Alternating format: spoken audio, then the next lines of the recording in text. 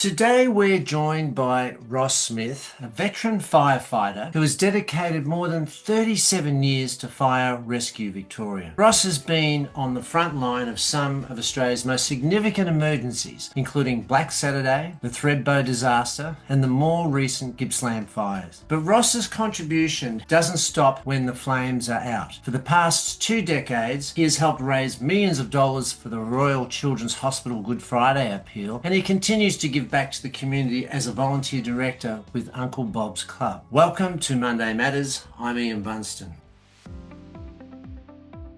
Ross, thank you for joining us this morning. Thanks, Ian. Now, Ross, a 37-year career with Fire Rescue Victoria, amazing, has seen you respond to some of Australia's most significant disasters. Just looking back and reflecting, which incident has had the greatest impact on you personally and maybe professionally? Yep, there's many obviously to choose from. 37 years is a long time. It's probably most of my career. I'm looking at retiring in the next couple of years. But the one I thought I might talk about this morning was the Black Saturday fires. Obviously, you guys possibly remember it. It happened on about the 7th of February in 2009. I was actually on a day off, but I was called in very quickly to assist in the operational area of what was going on. At that time, it was a fire that had started at Kilmore and headed across the ranges through King Lake, which everyone knows was badly hit, kept travelling through and onto Marysville. I was asked to become part of a command task force heading to King Lake. We did actually get diverted away from King Lake and off into an area called Steele's Creek and Talangi, where the fires had recently, in the last hour or so gone through. There was reports of the number of people that were still trapped in that area, couldn't get out. Maybe got some stories to share in the course of the next hour about some of the things I heard on the day and saw on the day. It was a really hot fire.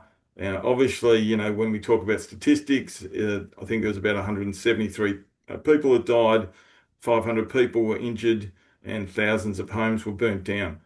On that day, I was asked, as I said before, I was at a senior station officer at the time. I was asked to head up a task force. And really, even though you're thinking it might be to go and fight fires, it's more about accessing areas and helping people to evacuate, their community because they've either become a bit trapped or they've stayed behind to fight the fire and then realised that it was a bit of a lost cause. I'll never forget what a humbling experience it was to obviously be involved. I've been involved in lots of campaign fires, and you do see this continually pop up, when you're involved in the large fires throughout the state. But it's always a humbling experience to see how the community gets together, it steps in, takes on the challenge of the response and the recovery. It's ironic in some sense that we only see the best of people when all the chips are down and when some people have actually lost everything that they own. Mm.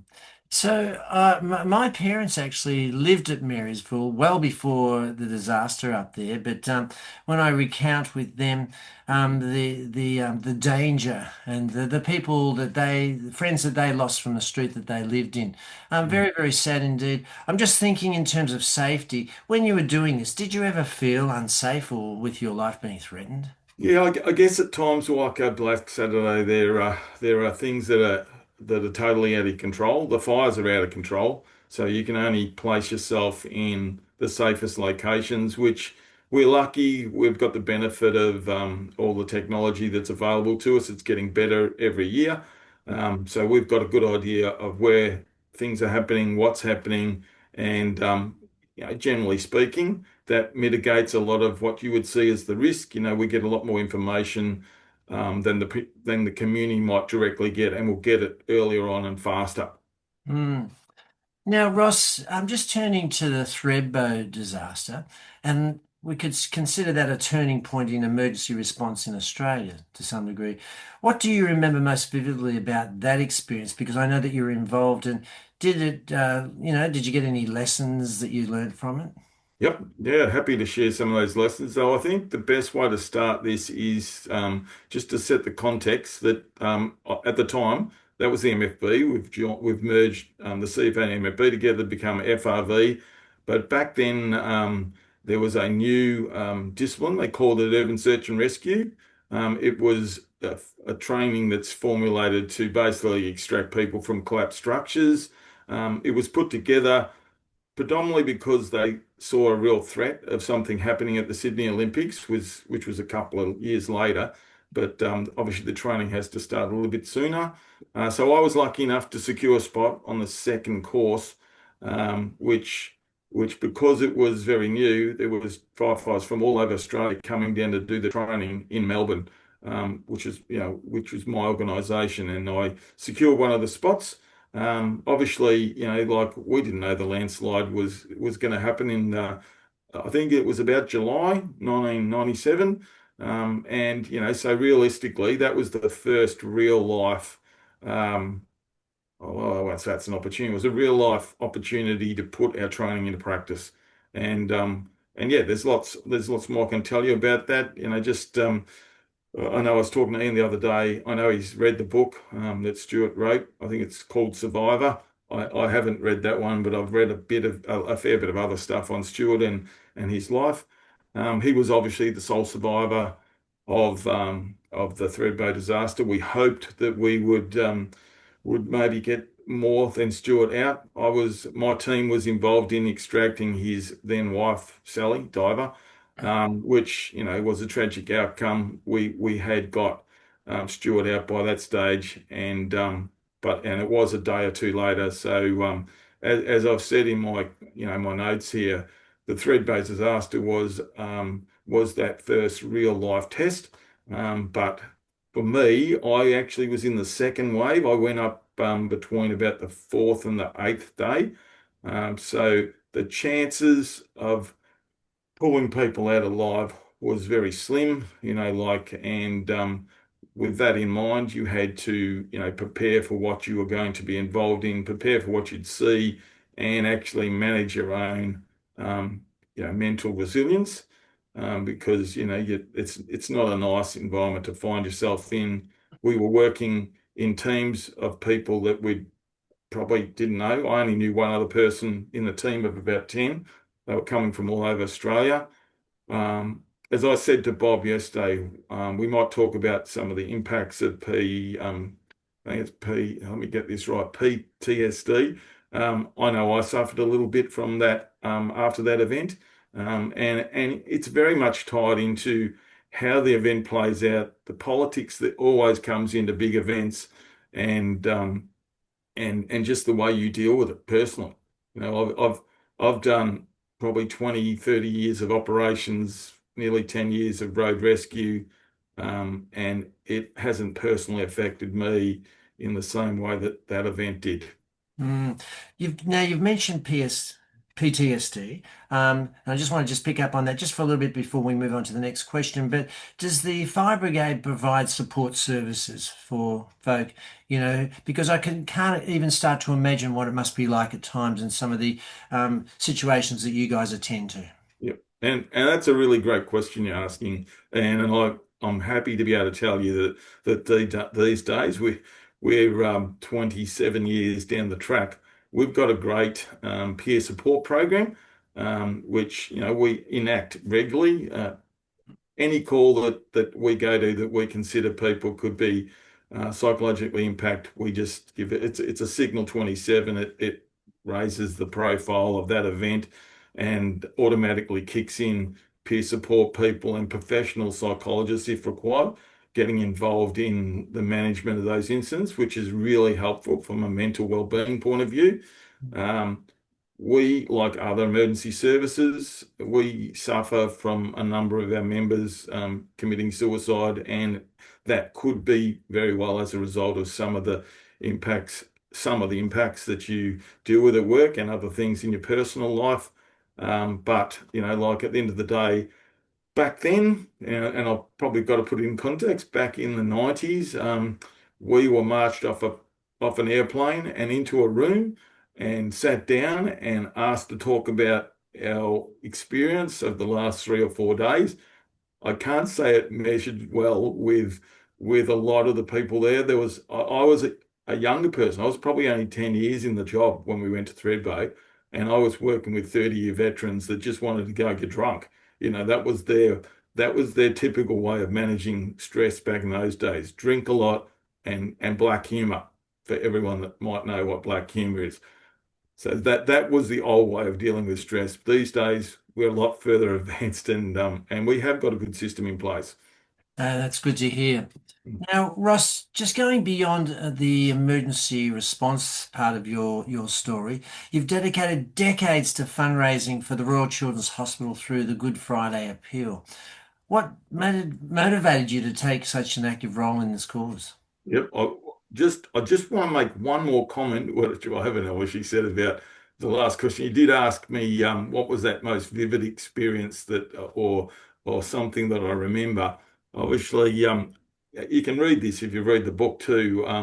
It was amazing when we go back to the Thredbo incident that we didn't have any rain and any snow, even though we were working in some pretty cold conditions. We're talking minus 15 degrees Celsius because I was working across the night shift, the coldest point, rugged up a lot. But one of the amazing things that I did want to talk about just quickly today was my vivid memory of within hours of us pulling out the last victim. I still remember looking back the very next morning, and that was during the night. I remember looking back at the face of the mountain the next morning and seeing the whole site covered with white snow, um, which like it still plays a significant part to me. It's like we were able to cover that whole site with white snow, and it was then hard to imagine what had just taken place in the last 8 days. So it's something that sticks with me, and it's something that I know you'll read in a book if you ever read it. And anything that you read about Thredbo on site, you'll be able to read that as well. So I thought I just wanted to say that this morning. But No, now no. I can answer the other question now. Yeah, no, thanks for picking up and sharing that. Appreciate it. But go ahead with why have you felt the need or the interest in raising monies for the Yeah. Now, I mean, obviously, I'm passionate about anything that's, tied into the community. I do a number of things even now with the local church that I'm involved in, and just with the community. So we'll go right back to early childhood. I remember my parents always teaching me to really think or put others before myself. And I guess I derived from that, I got that real genuine desire to make the world that I live in a better place through my actions, maybe rather than my words. And so, as a teenager, I loved getting involved with one of my favourite aunties. And it involved collecting for the Red Shield Appeal because she was a salvo. Um, and so I did that for many, many years as a teenager. Even in my first year of service with the fire brigade, I actually had an operations commander, which is what I do these days, who was also a salvo. So, sorry if people don't like me calling it that, but he was a salvo and he rallied up support within the district to go. And I can still remember collecting on the corner of Manningham and Doncaster Road intersection for the salvos. And just thinking, like, how great is this? I'm able to represent my organisation and represent a great cause, which I'd had some involvement in the past. So, we move on from that particular event. I think I might have done it once or twice because that commander was my boss. And I move into the city. I take on a different role in the fire brigade. I'm based at Eastern Hill and I'm working Christmas Day. So I remember working on Christmas Day, and one of the significant things that the fire brigade always has done and still does is go down to the Royal Children's Hospital to visit the sick kiddies that are so sick that they can't get to go home. And I mean, that's a pretty good indication of how sick they are. They usually release most people they can back into their family's care for at least the day so they can go and have Christmas with them. So the ones we're actually dealing with on Christmas Day are really, really sick kids. And like I got to talk and speak and just be with them that day, and it was a really soul-searching time, thinking, what if I was a father of one of these children? So as a result of that, the very next year, along comes Good Friday. The fire brigade had always had an involvement in collecting on a number of roadside collection teams. So I did it the first year. The second year, I accidentally went to an intersection and become a pseudo corner captain. It was one of the most successful corners, as in how much money was raised. So we consequently got that as a corner from there on in for the next 20 years, because it was, and that corner was Lygon Street and Princes Street. So I still remember that as well. So I was a corner captain for the fire brigade for a number of years, and consequently became the assistant coordinator and then the coordinator of all things MFB that had to do with collecting money for the Royal Children's Hospital. And it all started with this engagement. And I've been down to the Royal Children's Hospital on Christmas Day several times. That photo you would have seen is a photo of me on one of those occasions with one of the young children that was quite a sick little boy. So we basically I then became responsible for about 15 metro intersections throughout Melbourne, which I strategically did a lot of work in the background and make sure we had all the permits and things that you also need. You don't just get to go and shake a can on a corner anymore. You've got to get council permits, police permits, all kinds of permits. We also used to do a 24-hour relay challenge with the CFA and MFB Running Club in town around the town track, and then eventually it used to be on treadmills in the Bexley Mall, which obviously put me in a position where the Uncle Bob's Club, which we did work with them on that particular event, asked me if I would be prepared to come on board as one of their volunteer directors and get more involved with children, yeah, supporting children's health in Victoria. So, over probably a period of another 10 years, I carried out that role. I only stopped it when COVID hit, and we can talk about this later too, but there's a real change happening in that charity space and how you can do it and how effectively you can do it post-COVID.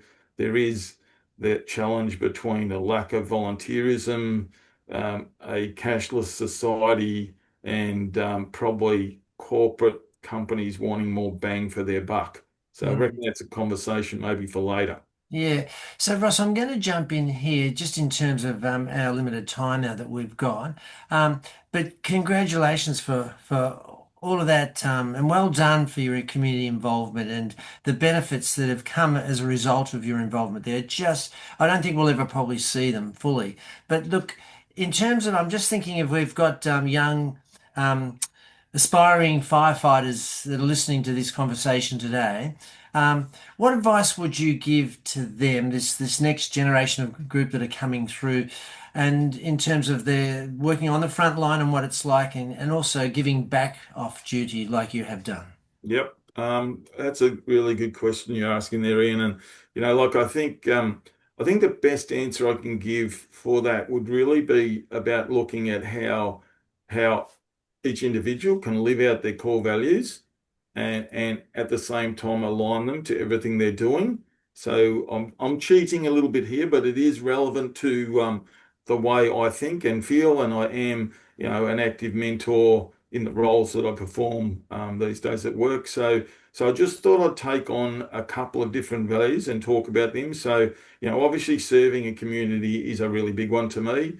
And I think it's driven out of a personal ethic, but it's also driven about making sure that I'm purposeful in making a difference in the lives of others, whether they be workmates, whether they be people outside my organisation in the local community as well. So obviously I value teamwork. Like teamwork to me is really important. None of anything I've ever done could be done without the help of others. So whether that's family, friends, and work colleagues, they need to be, given all the credit just as much as any individual would. You can't do any of this stuff by yourself. Having that personal integrity, goes a long way to helping you being an active listener and creating that safe and transparent environment for people to feel free to actually be themselves and get in there and make a difference. Now, obviously, respect is a huge one for me. You earn respect. You don't just get given it. I think that's been a real eye-opening thing. When I did become an officer back before 2000, you were taught that man do this kind of style. By the time I became the next level officer, it was all about the touchy-feely process, which is the big change. And I remember it being a distinctly big change from being one rank of officer to another. So, you do have to earn the respect. You don't just get given it these days because of a rank that you hold, even if you'd like that to be the case. But the most important value would be being accountable, like being accountable for all that you do, all your time, like all the roles and responsibilities you get, and owning the decisions or all the decisions that you get to make. And obviously, when you're in management, as I'm at work, you get to make a few more. It was always great to be involved with being a director of the Uncle Bob's Club because you actually sat on the board, you had part of it, you had a say in where those funds were going. And so I guess, I just want to leave everyone with a bit of a challenge, like everyone that's listening today, with a bit of a challenge that, we're all busy in life. I know, I'm probably at one of the busiest points. I'm hoping to retire soon, but I'm at that busy point at the moment, regularly doing an overtime shift every week. But I still, I love helping others, particularly when they're in need. And I know it creates bonds both with me and the people that I'm helping, me and the people that help with me.